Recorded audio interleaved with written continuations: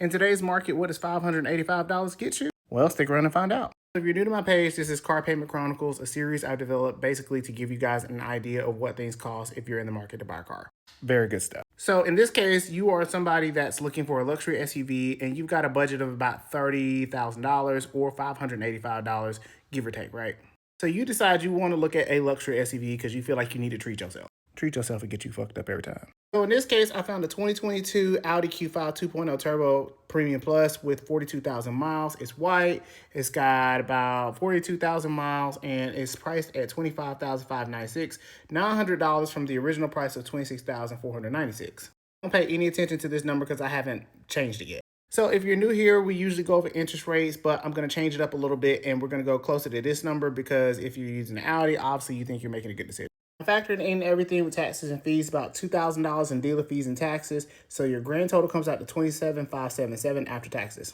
And of course, this is a 3-year-old Audi. So by the time you finish paying off, it'd be 8 years old. So we're going to finance it for 5 years instead of financing it for 6 years instead of making it 9 years old, which means that we're going to be a little higher. So we're going to be roughly around here. Now, in this particular unit, like I said, according to Carfax, which I said before, you know, some people say that it doesn't mean anything. I think that because dealers use it, you should use it too to your advantage.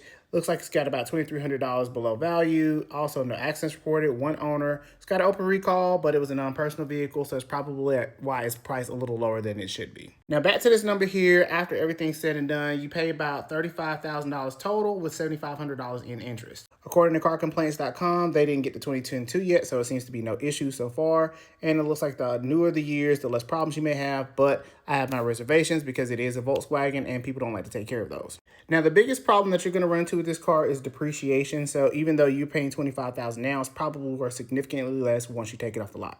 Getting back to this, would I buy this car? The answer is probably no. One thing I didn't like about this Carfax was that it had changed states a few times and it was also a rental vehicle. So you don't exactly know how many people took care of it. And it was only 8 records at the time that was of service. If it had more service records behind it, then I would say this isn't necessarily a bad idea. But because it doesn't have that many service records, it's got basically a non-personal vehicles and it's changed states twice. I'm going to say I'm going to have to pass on this one.